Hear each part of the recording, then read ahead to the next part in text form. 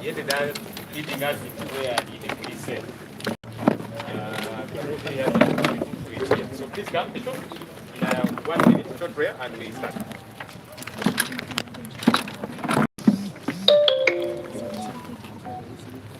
Let's pray. Father, I want to thank you for this day.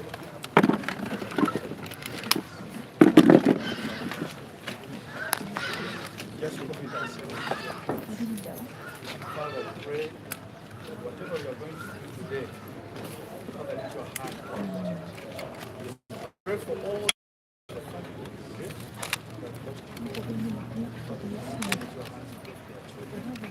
Pray for everybody. Prayer for yourself.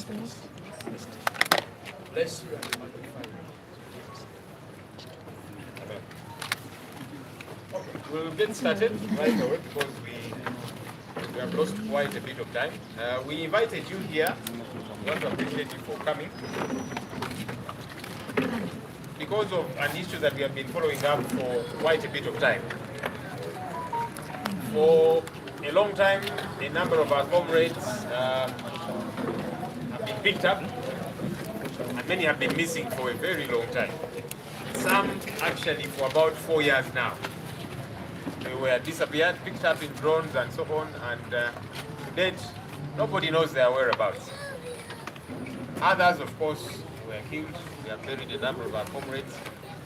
Some others are in detention centers. Those are the ones who we have an idea about their whereabouts. But there are those for whom nobody knows their whereabouts. Recently, you saw the chairperson of the Uganda Human Rights Commission, Kamwokya, and her team. They released what they called a report about the cases that we have referred to them, and they said, yeah, some of these people have been discovered where they are. About 12, she said. But those ones, they know where they are. Others, about 18, she said, those, they also don't know where they are. They're still trying to trace them. And then I said, no, others, these people are telling lies. These families don't exist. These individuals don't exist. And for a few that exist, the families are not interested in following up these matters. We decided to call family members, some of them. On short notice, others are a bit far. They've not been able to come, but those that have been able to come, we decided, let's present them to you here. So that hopefully Kamwokya can have a bit of shame. Because if she's saying some of these families don't exist, and then she was saying some were contacted and they said they are not interested, well, they are here and they're going to speak for themselves. And when we are done here, we are going to go with them to the offices of Uganda Human Rights Commission and present them to Kamwokya and her team. Because we will not allow an old woman to tell lies with a straight face. To say, no, these people don't exist, and then those that exist, they are not interested in the cases. So, after they've told their story and what they have been going through, we are going to ferry all of them and take them to her office and say, these are the people whom you were saying don't exist. These are the people whom you were saying are not interested in following up these matters. That's how serious we are about this issue, because it is a serious issue. For people to be disappeared, and it's business as usual. It cannot be business as usual. We have said time and again that if there are cases these people are suspected to have committed, produce them in court. It does not make sense in this day and age to get somebody, hold them somewhere in a detention facility, known or unknown. Some were told are in safe houses, 1 month, 2 months, 3 months, a year, 2 years, and so on. It is wrong in this day and age. And that's our point. Even for the few whom she said these were eventually released, and so she was saying, no, NUP was telling lies. But you see, if somebody has been released after being held in detention for 6 months, they were not produced in any court. And Kamwokya and her team are not even showing that that is problematic. she struggled to condemn that. This same Maria Mwanganya has said before that, you see, it appears you NUP people, you're beaten by security operatives because you provoked them. Before she even conducted any kind of investigation. So it is clear Maria Mwanganya is a biased person. We want to encourage her. If this job is too heavy for you, let it go. There are some more competent people out there that can do this job. Because these are the lives of Ugandans and they matter.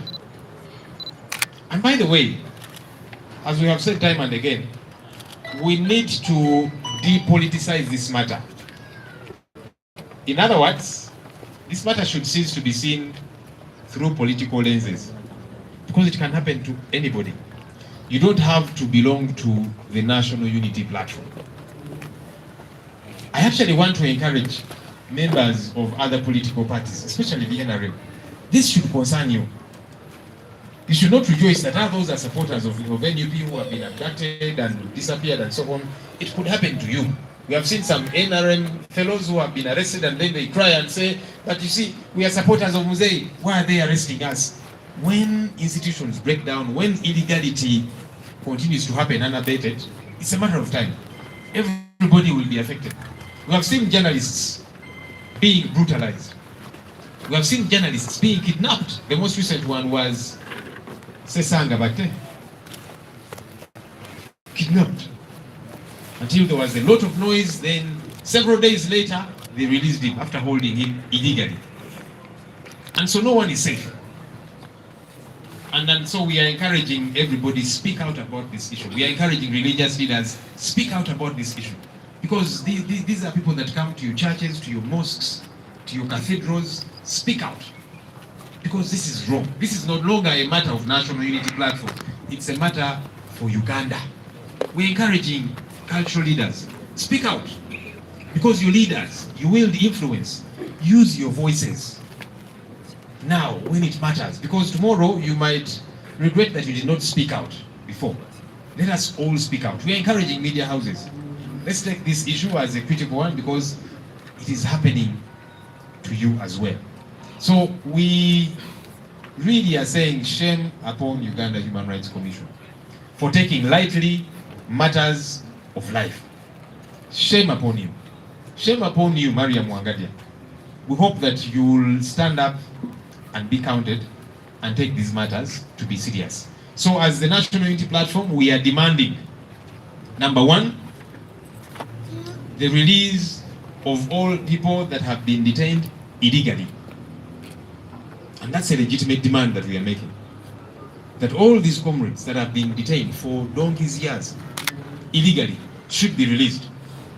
If you think they have committed an offense, produce them in a court of law. Because you see, the law says you can only hold them in police custody for 48 hours. After that, take them to court.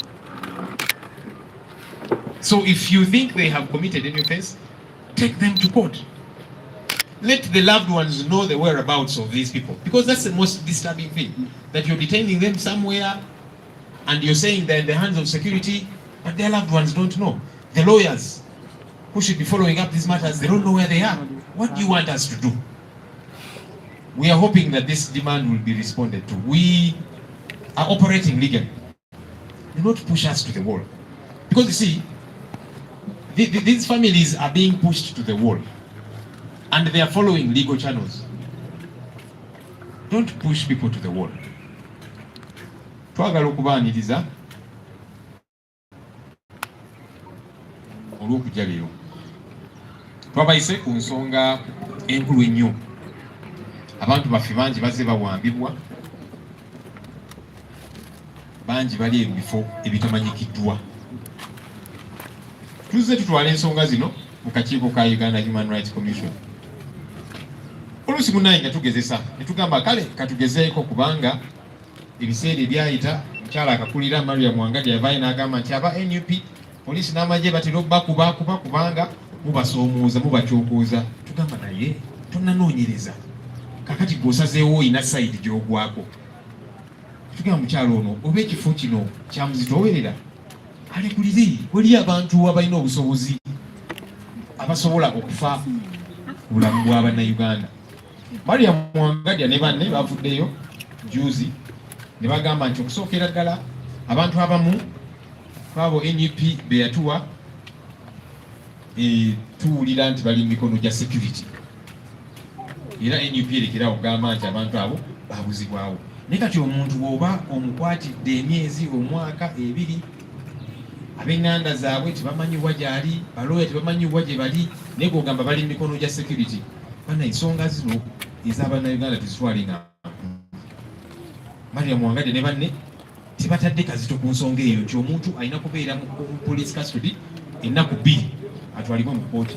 Yani nti bali eyo mu mikono gya security. Baliwa? Lwaki temwagala ab'enganda zaabwe bamanyewo gye bali? Lwaki mubakwese? Ye bali mu mbeera ki? Era akakiiko ke kamu kagambye nti abantu abamu bo baabula naffe tukyabanoonya. Naye bw'olaba ayogera mu ngeri ya kubalaata, talaga nti ensonga bagenda gitwala nti eri siriasi banoonyereze. Kubanga bano bannansi tebayinza kubula n'ogamba abo baabula tunaalaba. N'agamba tebalina abamu tetwafuna information ya national identity cards. Nti abamu actually amannya gano siga abantu tebabangayo. Era n'ezifamire ezo zebagamba teziriiyo. N'agamba n'ogamba nti famire ezimu twazikontakitinga zigamba nti omuntu waffe yabula naye ensonga twagivaako. Kakati abantu abo tubaleese leero balabe bababuulire biki bye bazze bayitamu. Era bwe tuva wano tubatwala mu ofiisi ya Uganda Human Rights Commission, tubatwalire mukyala Maria Mwangadya tumugambe be bano abantu bw'obadde ogamba nti famire teziriiyo, nti famire ezimu ensonga zino bazivaako. Ngalinga agamba nti abagamba kale abantu baffe mubattire eddala oba mubabulize eddala. Ngalinga kyagamba kati tugenda kubasomba tubamutwalire tugaye kakadikira okwebuzaabuza baba n'abantu bw'obadde ogamba nti ensonga zino bazivaako. Ffe tugamba nti ensonga eno teri ku just National Unity Platform. Ensonga eno tukubira omulanga buli munnayuganda ali eyo, twetaaga kubeera memba wa kibiina kyaffe. Ensonga eno ffenna nga bannansi tugivumirire kubanga nkyamu. Munnange nammwe abali mu NRM muyinza ogamba nti ekirungi aba NUP abo babanyigirize. Enkya bajja kukwata naawe era ng'obanyiizizza oba ki, kubanga tuzze tubalaba abamu nga wa NRM bamukutte n'agamba yiyi lwaki nange mumbonyaabonya, nze nawagira muzeeyi namunoonyeza akalulu. Munnange obumenyi bw'amateeka kasita busigala nga butambula mu ngeri efaanana bweti, tewali ali seefu, tewali.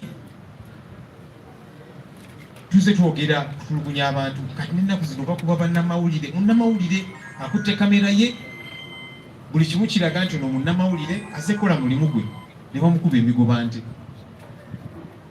Bannamawulire batandise n'okubawamba. Juzi Sesanga bamuwamba naye olw'okubanga akazito mwateekawo kangi bannayuganda ne bamuwanda ne bamuwamba ono munnamawulire. So ensonga eno tukoola buli muntu ali eyo tugivumirire. Tukoola abakulembeze mu ddiini ensonga eno tugyogereko kubanga kino kikyamu. Abantu babakwata ne babateeka eyo okumala ennaku n'ebisiibo, babatulugunya, ab'enganda zaabwe tebamanyiwa we bali. Ensonga eno tugivumirire mu makanisa gaffe, mu mizikiti gye tubeera eyo. Tukoola abakulembeze b'ennono ensonga eno tugyogereko kubanga muli bakulembeze muyina eddoboozi.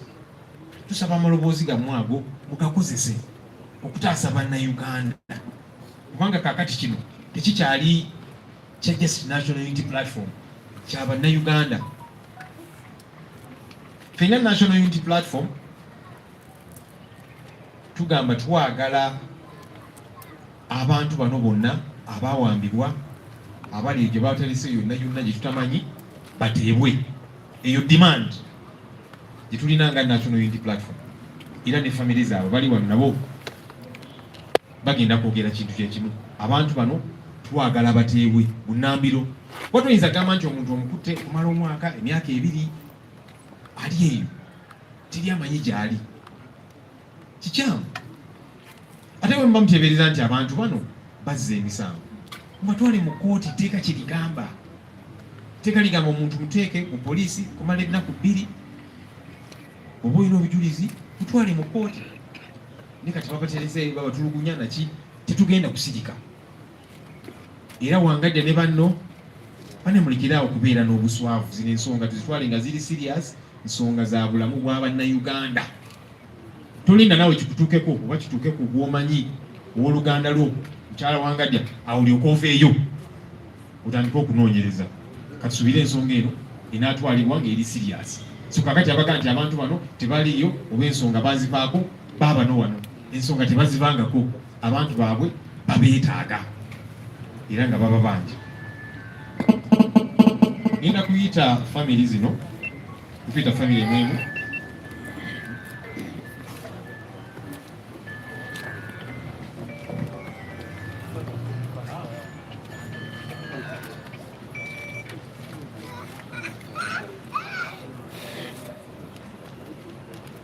Okay, so twayise families ez'abantu bano era nga bwe tubagambye abamu bali walako, uli abanatwegattako naye abasinga we bali wano era nga bagenda kweyogerera ki bye bayitamu era basigale nga babanja abantu baabwe.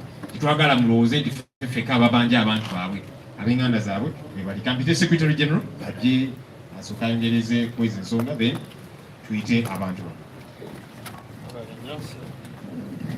Thank you so much, Honorable Senyonyi, and all the families that are here today. I decided to speak before the victims so that I can also add some of those issues. It's so maybe let me first say this in English. One, the Human Rights Commission wrote back, the so-called Human Rights Commission, because I really don't think it's a Human Rights Commission anymore. It is something else, because if Wangajja can speak the way she speaks about human rights, and then she's the person who is supposed to be leading the charge against violations of human rights, then I don't know why we should even be calling it that. But she just talked about 30 people who reported the commission. That is not to say that the abducted NUP supporters are only 30. It is simply because after reporting that case to them in November last year, and they did not take any steps until, recently giving us the report which I'll be talking about, we decided not to even bother going a lot of times to the Human Rights Commission. But as you've been seeing, many times we have filed cases before the High Court, habeas corpus orders, etc., etc. So the abductions have been going on. It's not only the 30 cases that she talked about, so I wanted to indicate that. That is why you see people like Sesanga Bate, people like Wambari Joffrey, people like Alex Kaiwa, and many, many others do not appear in the list of the Human Rights Commission, because we have been trying to file cases with other organs and agencies. It is also important to note that immediately after elections, the people who were abducted were so many people whose whereabouts we did not know, and good enough the media covered some of those cases. People who were abducted and later on resurfaced. Also, some people told us that their people died in detention. So all those cases, some of them have not been reported to the Human Rights Commission, but they are court cases, etc., etc. And very soon, we are going to release our own human rights report detailing all those cases that have been happening. Almost every week, we receive reports here of people who have been abducted for supporting NUP. This morning I was speaking to a young man who has just been released after 3 months. He was taken away from Iganga, spent three full months, and he was only released 2 days ago. 3 months in detention, and his family was not allowed to access him, the lawyers, etc., etc. And even as we speak, we have new cases like the gentleman there whose person was there from Kayunga. Where Kayunga Liwa? Yes. So there are many other abductions that have been going on, as some of these people will tell you. The other thing I want to talk about in response to Wangajja, she said casually that we conducted CMI and other military facilities and found that some of the people are detained there on lawful charges. You can imagine. The Constitution of Uganda, Article 23, Clause 3, clearly says that any person arrested must be kept in a place gazetted by law. You cannot take people and start holding them in CMI cells and safe houses. And then the Human Rights Commission is silent about that. Those are not places gazetted by law. And so the Human Rights Commission and its boss, Wangadia, should be very, very ashamed that she's speaking about this casually. If you see the list she gave us, she released, of the 12 people who she said have since been released, all of them, without exception, were in detention for close to a month or more than a month. You know, journalists, including Swabra, who is seated right there, you know how long she spent in under incommunicado detention.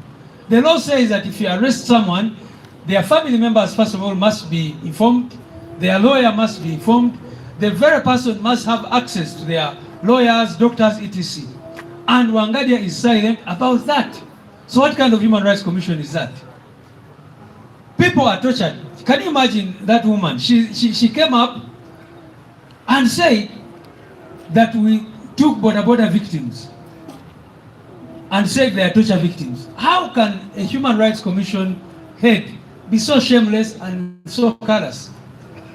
I have written back to her and challenged her to give us one person, just one person, who she knows was a victim of an accident that we reported to them. Because all cases that we reported to them, whether it is sexual assault, whether it is all the things that we do to our people, all of them are on record. There is no single case that we have filed with the Human Rights Commission where there is no evidence. But as you also know, the circumstances under which we live. I'll talk about Marinos, for example.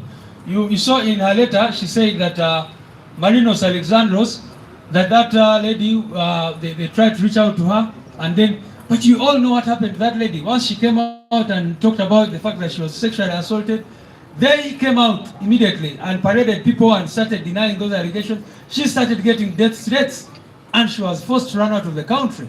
She is in exile suffering because she feared that those people were going after her. They started calling her on unknown numbers, telling her she was going to be killed if she did any other interviews about that matter. She also talked about Mwesigo Eric, whose story you all know.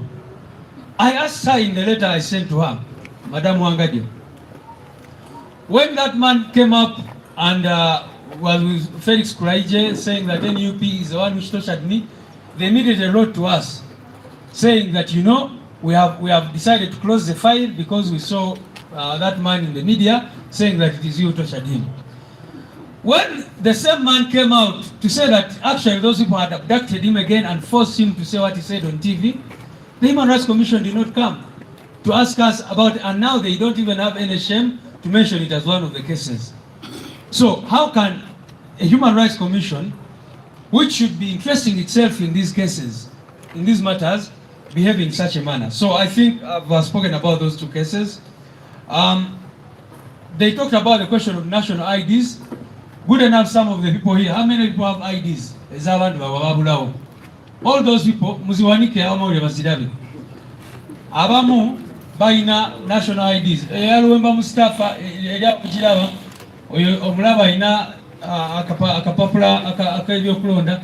Of course, some of the other people were abducted with their IDs on them.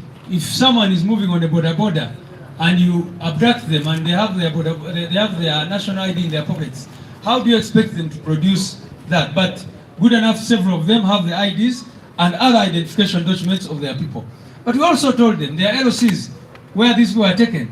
Let them go and ask those people whether those people did not exist there. So the Human Rights Commission is not just, she's just taking it very lightly, because the Human Rights Commission, if you look at Article 51, 52, 53 of the Constitution, should be a very, very serious body.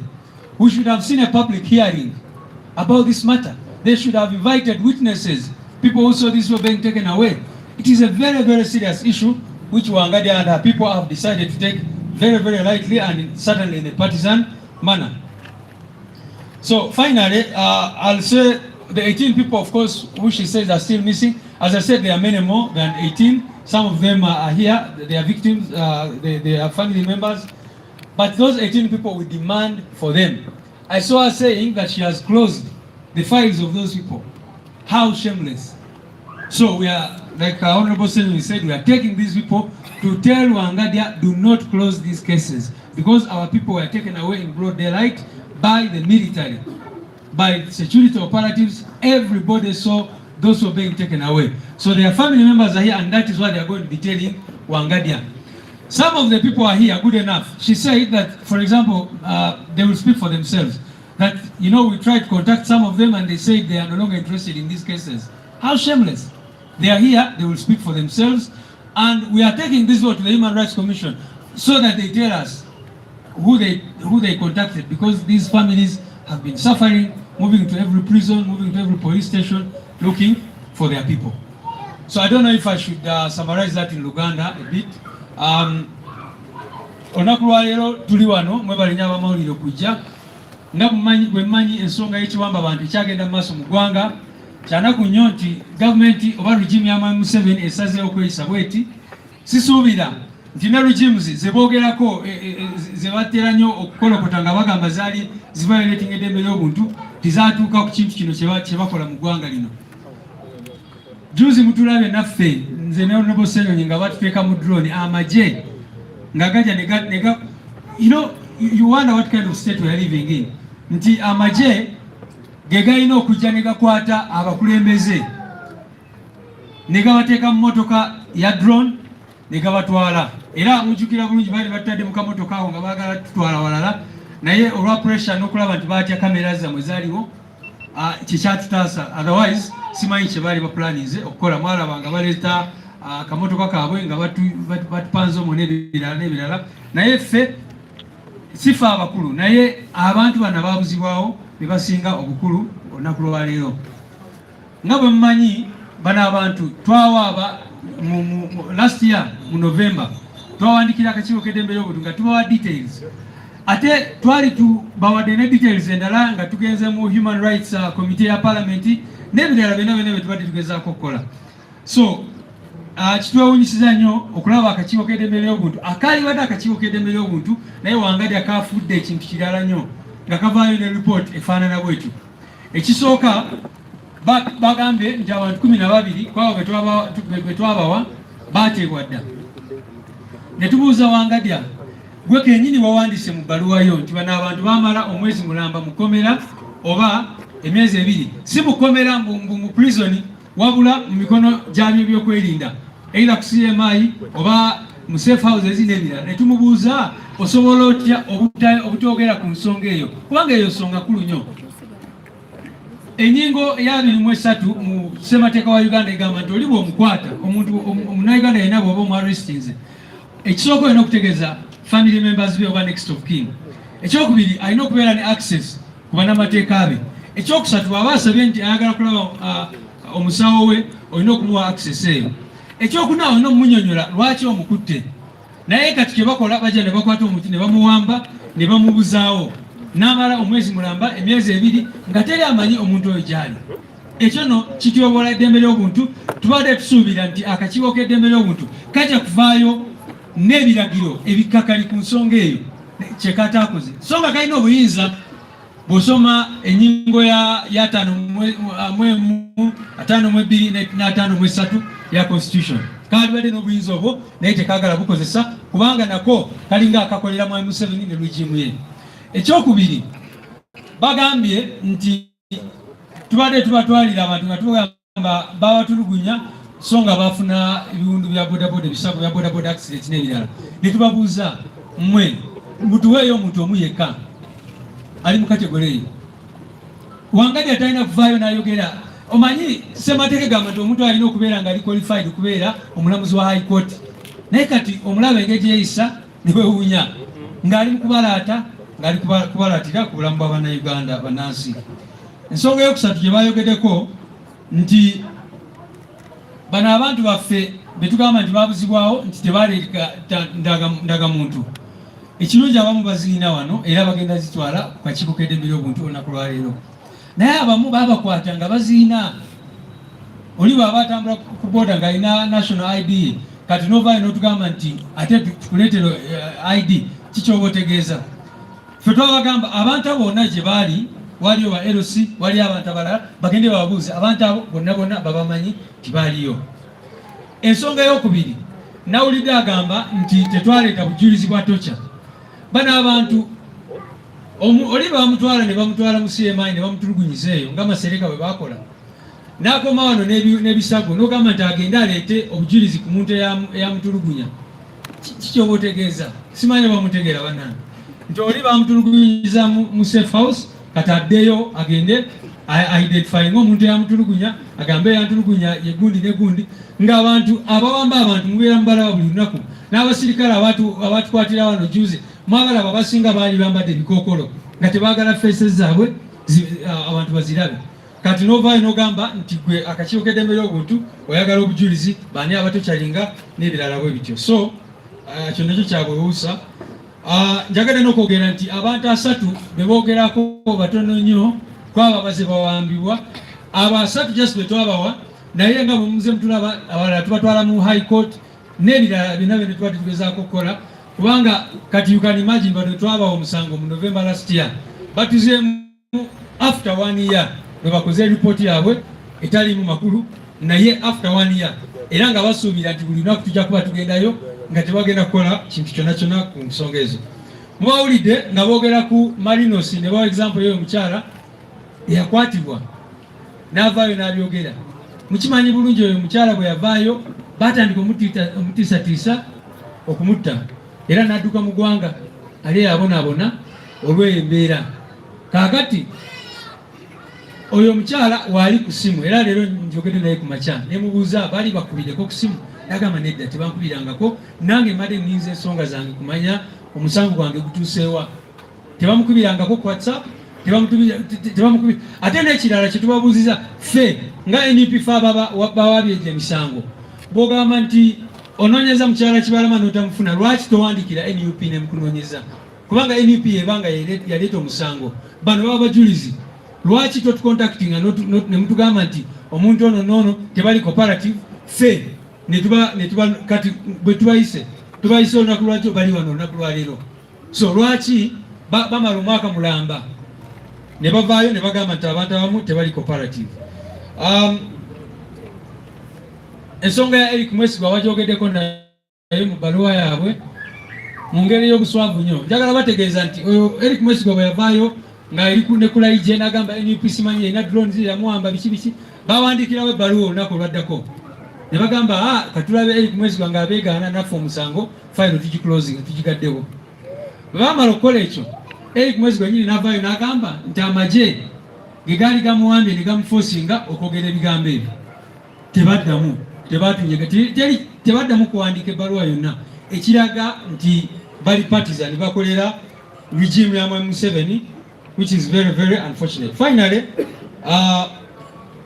bano abantu baffe abasinga baatwalibwanga ensi yonna eraba kye twali badde tusuubira mu kakiiko k'eddembe ly'obuntu kwe kukola public hearing, public inquiry nga bwe mulaba nga waliwo akakiiko kanoonyereza ku bubbi bw'amataka oba ki newankubadde reports ezo tezirina kivaayo twali tusuubira nti akakiiko kagenda kukola public hearings kayite abantu bonna ababuzibwawo abantu baabwe kayite witnesses abaaliwo nga babatwala bonna baveeyo boogere ku nsonga ezo kawe ebiragiro kubanga kalina obuyinza mu ssemateeka kawe ebiragiro kagambe bano abantu bateebwe ate ne family zaabwe ziiribwe kubanga abantu bano you can imagine. Era n'ekyo nalaba abantu juzi nga babalaata ku social media nga babuuza oli baba bamutwala emyaka 3 emabega lwaki mukyala we tulaba alina omwana omuto. Kakati kye mutegeeza ababuuza ebibuuzo bwe bityo oli bwe baba bamuwambye ne bamubuzaawo okumala emyaka 3-4 mulowooza families ezimu ng'oli teyeesobola talina kyasobola kukola n'agenda n'amaliriza ng'ageze mu family endala lwaki temutegeera obulumi bw'oyo muntu kubanga kibaddewo nnyo ng'abantu be bawamba bakomawo nga families zaabwe ziri destroyed. Kibaddewo nnyo naawe bennyini abali kyotera bwe bakomawo nga bamaze okubawamba babatwala for like 9 months bwe bakomerawo basanga abakyala abamu bagenda dda bafumbirwa dda n'ebirala bwe bityo. So abo abantu ba regime aboogera ebigambo ebyo Mukama abasonyiwe. Kale kati I think I should hand over back to you Honorable Senyonyi tuyite bano abantu boogereko eggwanga. Mwebale nnyo.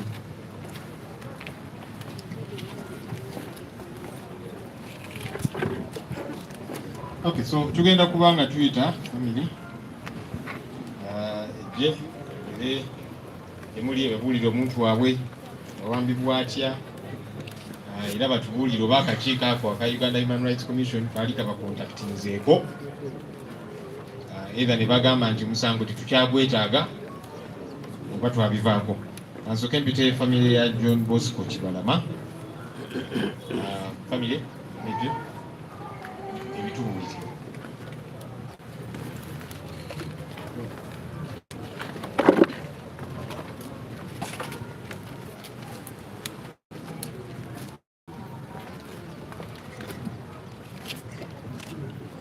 Original ID ya Kibalama.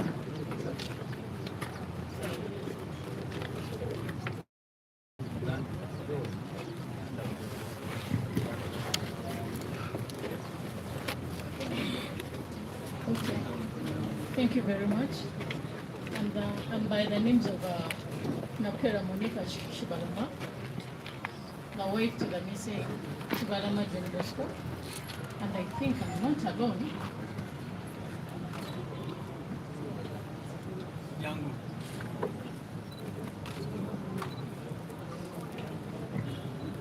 All along, I think so many people have not been seeing me on social media, apart from when some of the camera people come to interview me at home. Mr. John Bosco Shibalama went missing in 2019. That was on 3rd June. He left home, and I think I've been telling the same story. I've been repeating it again and again. He left going to Makerere University to finish up with his research. And on the way, we don't know what happened. They just informed us that they found the car abandoned on the road. And we went to so many police stations. We went to CMI, we went to CPS, we went to Chibuli, we went to Kasangati, because Kasangati people are the ones that called our chairperson, who came at home and were telling him that they found the car abandoned because all the IDs were in the car. From that time, I think I've moved to so many places. And surprised because I watched on the news of, I think it was Monday, when Mrs. Nagadia was saying that that they have received 12 people under 18 and nowhere to be seen. And I think my husband was included. And from there, I've been hearing that they wrote to me or they called me when they want to know about my husband's details and what, and I told them I don't need to know. I think they called someone else. I've never received a call from the government, and I think I've taken so many steps calling people from the government. Because from the time the Mrs. Nabanja talked on the media that they have Mr. John Bosco Chibalama, I think even me, I contacted Nabanja herself. And I'm very surprised to see that the government is saying that they don't have Mr. John Bosco Chibalama. And it was the same government that came out saying that they have John Bosco Chibalama and they are going to bring him to court. So I don't know what to say about this government, because me, what I know, from the time Mrs. Nabanja talked about it, I've been requesting or asking the government to produce him to court. So I'll go on and on asking the government to produce Mr. John Bosco Chibalama, because they are the ones that came out and say that they have him.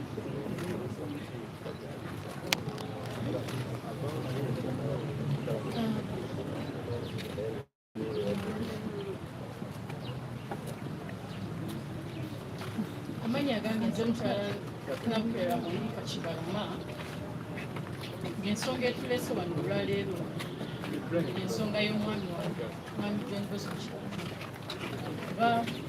Tumaze ebbanga nga tumunoonya, yabuzibwawo ng'ennaku z'omwezi 3 ogw'omukaaga mwaka 2019. Okuva awo twetoolodde mu bitongole bingi, ku police stations nyingi, batusingise wangi, n'ababbi babaddemu, abatukoze ssente babadde bangi, twalemererwa okutuuka ku mwami John Bosco. naye twali lumu ku TV mukyala Nabanja n'avaayo n'agamba balina mwami Kibaluma John Bosco era n'ensonga ez'okumuvunaana simanya yatta abasirikale aba police stations. That was last year. Naye ate kyatwewuunyisa kubanga ye yali yabula mwaka gwa 2019 obwiki bye yali ayogerako byali bya mwaka guwedde. Ffe tetwakitwala nga nsonga nkulu kye twali twagala, twali twetaaga muntu era muleete mu kkooti nga tuwulire omusango gwe bamuvunaana. Naye okuva olwo kyatulemerera kubanga nange nga nze nasobola okufuna essimu ya mukyala Nabanja ne njogerako naye naye engeri gye yanziramu twakomaawo ng'alabika tayagala kumanya. Kyanneewuunyisiza okulaba ku mawulire nga mukyala wa Ngajja agamba nti baatukontakitinga oba fayiro z'omwami wange bagigaddewo baatukontakitinga ne tubagamba tetwagala kumanya.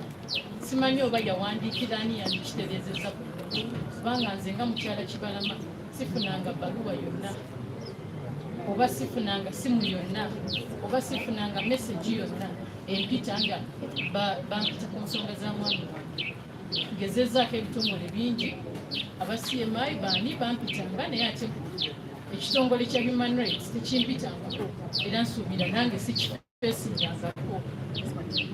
Kati bwe bagamba nti twagamba tetwagala kumanya bya mwami wange ng'ate tumaze ebbanga nga naffe tugezaako bakontakitinga batulaga tebamuyina ate nga be bamu be bavaayo ne batugamba bamuyina n'emisango gye bamuvunaana. Twalinda nga naffe twagala okumanya kooti etuula ddi era nsuubira nakubirako ne ku leader of opposition ne mugamba nsaba onsinkanyireko mukyala Nabanja omumbuulize ku bye yayogedde njagala okumanya kooti etuula ddi sobole okumanya emisango ki gye bavunaana mwami wange. Era yakikola kubanga yali ku floor of parliament n'amubuuza buli kimu era nalaba baavaawo ekyekyali gye saamanya gye byakira kubeera yasabye ennaku ezimu atuwe report up to now sinnafuna report. So saba katereezemu mukyabwe era nsigala mmanja yagambye abantu abamu tebaliyo tebaexistinga. Mwami Kibalama John Bosco yali registered, ayina national ID, ayina passport y'eggwanga lino, ate ayina family, ate ndi mufumbo nina n'ebiwandiiko. So simanyi lwaki ayogera nti abantu abamu tebaexistinga. Tetusobola kumala bbanga nga tunoonya omuntu n'otuwa search and report. We are people who have families with kids and they watch that news. Don't make our kids suffer. Don't make them cry. Don't make us cry. We know what we have been going through, so don't give us such a report. Our kids love seeing their dad. Please just help us. But speak things that make sense on social media because they are educated and they know each and every language. So don't just speak anyhow. Thank you.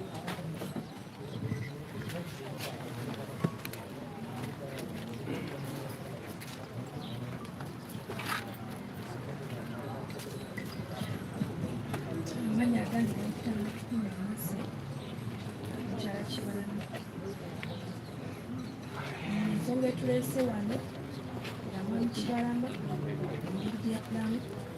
engeri n'engeri gye tumunoonyeza ebbanga eddene nga tetunaba awuzizza Katonda kenyi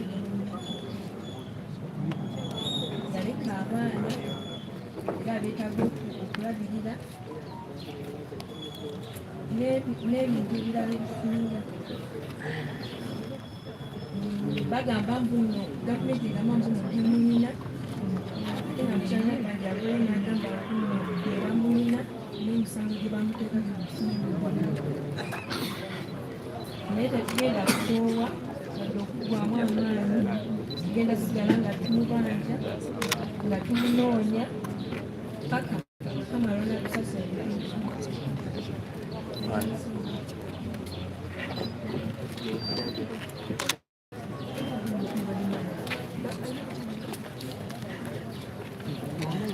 Kale, era nga bagambye Robina Nabanja manyi ayogera nnyo ayogera nkakasa n'ekyo Amunenya oyogedde daki lwaki obabuulidde ayo mazima nti tumulina neyabyogera kakati Robina Nabbanja John Bosco Kibalama gwe wagamba nti mumulina eyo alina n'emisango gye yazza mumuleete mu kooti okujjako ng'ogenda gamba nti mu kaseera ako wali olina oba byokozesezza nga toliiko ng'ovuddeko ekyo nakyo tukitegeere nti Nabbanja olumu atira n'avaako n'amala gayogera byatategeera naye ffe tukakasa nti byayogera byali bituufu kitegeeza John Bosco Kibalama bamulina bamuleete mu kooti famire ye etegeere nti kakati wuuno wano bafulumenye apo kamfite famire ya Damulira John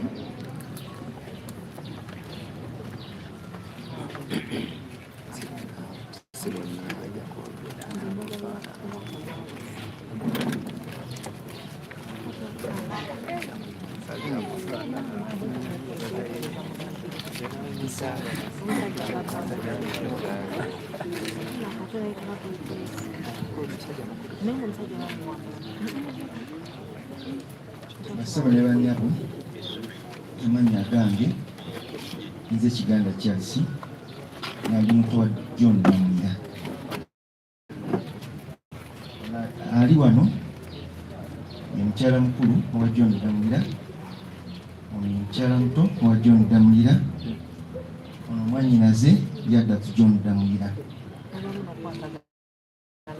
John Damulira bamuwamba ennaku z'omwezi 21 Novemba 2020 bamusanga wa Kiseka wakolera essaawa zaali wakati w'5 n'omukaaga. Abantu bonna baali ku mirimu, emmotoka ya veeri nga ya drone nga mulimu abasajja babagalidde emmundu ne bakwata John ne bamupakira mu drone n'abantu be bamusanga nabo baali abantu nga 7 ne babapakira mu drone nga ne mutabani we waali. Amawulire bwe gantuuka twekuŋŋanya nga famire era tuggulawo omusango ku poliisi ewa Kiseka ne batugoba ne tugenda ku CPS etwaggulawo omusango era lifarensi yeeno etwaggulirawo ku omusango ku CPS.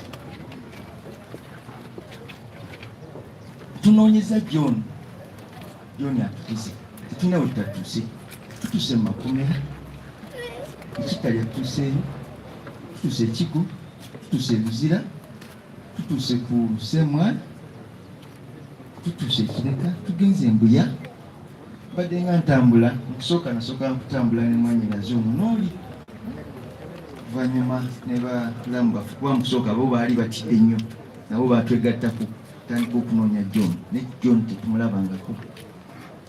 Amawulire John bamukwata ng'ennaku z'omwezi 21 Disemba 2020. Gano amawulire ga Monitor gafuluma ng'ennaku z'omwezi 22 ku peegi ey'okuna. Kuliko omwami munsikirize someko kapalagulafu kano katono. Kuliko omwami ye Patrick Onyango omwogezi ndowooza wa poliisi. Amawulire gasoma bwe gati kapalagulafu kano kenjagala okubasomera. Kampala Metropolitan Police spokesman Patrick Onyango confirmed Mr. Damulira's arrest and several others on allegation of participating in the protests around Kampala metropolitan area, but he denies torturing the suspects. It is true. He is one of the people we arrested, but I cannot tell you where he and others are detained now. We did not torture any person. As an institution, torture is prohibited as a form of interrogation, Mr. Onyango said. Omnamu nkagala mujja kafane nga kali kamonte yafuluma ennaku z'omwezi 21 peegi lukuna. Kakati gavumenti bwevaayo eyali mwogezi wa poliisi negamba it's true we arrested Damulira. Kakati omukyala Wangadya muvaayo n'okugamba Mariam Wangadya ffe tutuusaawo ku human rights nga natutandaba na kuyingira mu ofiisi nga twewuuba ku Ripota zaabwe ziri naggulu. Tulina fayiro namba ejjudde. Kuba baatutuma buli kimu. Baatutuma abantu be bamukwata nabo tubatwalayo. Nabo ne bakola zi statement zaabwe. Baatutuma omwana gwe bamutwala naye tumutwalayo. Naye nakola statement. Olunaku ne twasembayo twalinga tubeewubako. Olumu Kyala Mariam Wangali amaze okuyingira mu ofiisi. Yatugamba nti temudda wano naye mugende mu munoonyi. Naffe nga Human Rights Commission tumunoonyeza tubuze naye mugende mu munoonye bwe munaaba mu muzudde mukomewo mutuwe ripooti tusobole okumukolako follow-up. Naye kati ffe bagamba omunoonya tulina busobozi ki kugenda mu munoonya bw'obanga bo balemeddwa okumunoonya. Abakulu abo tusuubira nabo bazadde abaakenkya ne bazaala nga ne maama waffe bwe yazikenkya nazaala Damulira. Njagala balabe obulumi maama waffe bwayitamu sawa yale. Maama waffe akyaliwo naye njagala balabe obulumi bwayitamu omwana we tamulaba. Naye gwe n'ova eringa okudaala. Ffe nga abafamire tuli banyiivu kuba twali twawummulamuko. Naye bwe twawulidde ekintu kino kyatukosezza nnyo era ensonga tusitukidde wamu bannyinaze balamu bange tujje tulage tebatukontakitingangako kyobanga ebyo byeyagamye mbu bakontakitinga abantu ffe nga famire tebatukontakitingangako tujjako ffe twabanoonyanga paka lwe batugamba nti no muddeeyo naye bwavayo nagamba nti batukontakitinga kyesimanyi kujjawo nga bakubira muntu mulala. Damulira bwagamba ebyo byonna bye bagamba mbu tibalina beboogerako kana akapapula kekafulumizibwa Electoral Commission kabeerako details zonna kalinga ndowooza equivalent tunanga muntu kuba kiri ku kyonna kibeerako kaakano aka Mr. John Damulira ne passport ye madamu agiina simanyi yayise nayo kakati ebintu byonna biboogera gavumenti tubadde tukusaba obubiri bwa kisa oba oyogere nti abantu abo baafa tukimanyi kusinga lunudda onogamba nti abantu temubamanyi abafamire bazannya katemba oyogera ti ekintu nti abafamire tuzannya katemba twekubanye tuzanye katemba twegamba olaba nga tekiriyo tekijja baali badde batubulya ekintu kyoba omuntu omwe yafa taliyo kimanyi ne banyabo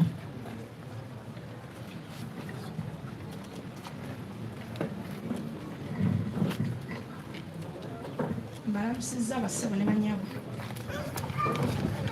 Amannya agange nze Katana Winfred ng'ali mukyala wa Damulira John gwe baakwatanga ennaku z'omwezi 21 Novemba 2020 bwe baamukwatira nze yandika ndi lubuto era bebi ono namuza agenda kweza kesatu Damulira tulabangako tumunoonyezza buli wamu.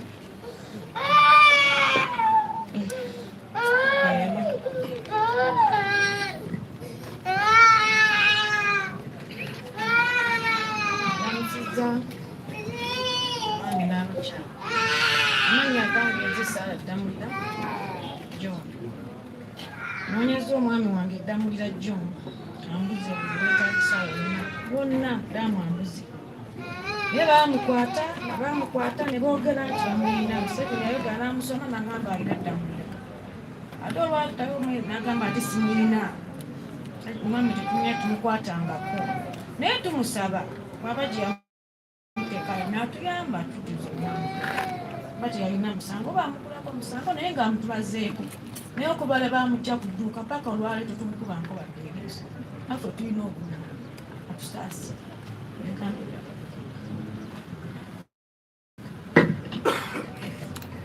pozi bali nakyenalabidde kyebagamba nti abantu tebaliyo bajjeko wakisekka Damulira waakolera babuuze abasuubuzi kuba Damulira teri atamanyi wakiseka yonna ne bwotandika akatale gye kasi tandikira paka gye kakoma ng'obuuza Damulira banoonye information ddala Damulira yaliyo oba teyaliyo bwe bavaawo bagende ewakuleekaana kusala amaloodi wali amakaage babuuze abatuuze Damulira yaliyo oba taliyo bwe bavaawo tuzaalibwa Masaka tuli beggulama bagende ku kyalo waffe okuva ekyalo kyonna kimanyi miruka gyonna egyetoloddawo gyonna ekimanyi Damulira kuba kwe yazaalibwa kwe yakulira babuuze babalega nti bamukweka balabika abantu baabwe gye bali mu maka gaabwe batudde entendi abantu abo simanyi na kumanya kiki kibaagaza gwanga.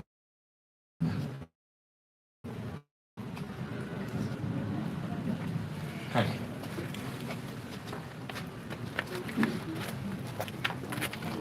Tuke family ya Nalumuso incident.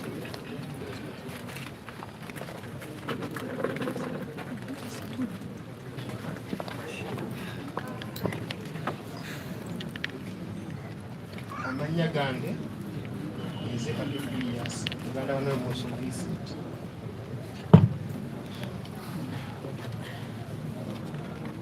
Nalumuso Vincent bamuwamba ennaku z'omwezi omugezi yaleka abaana basatu n'ekisinga okunkabya amaziga abaana buli tubatwala ku ssomero bakabirira ddabi waabwe bagenda bakaaba buli lunaku buli we tubazza ku ssomero bakaaba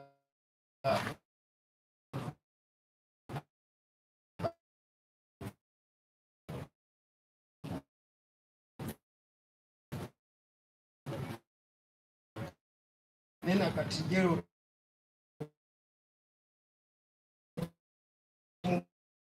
mubuuza dadi wo yayeta oyogera bwasanze dadi amanya ni dadi we kisinga okundagala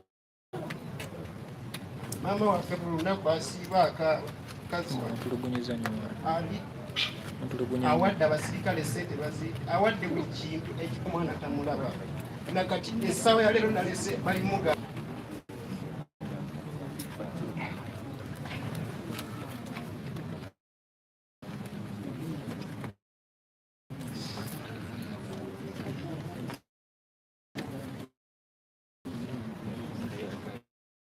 national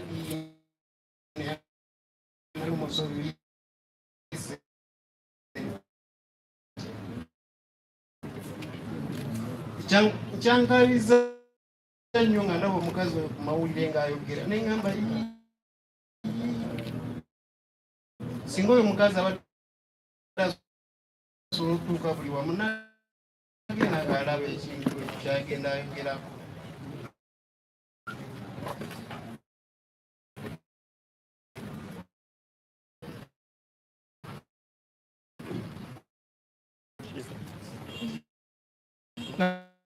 namutunuulidde omukazi omukulu ng'ayimiridde mu maaso gaffe abaana abato abasobola okuba ekyo kyayogera nga tasobola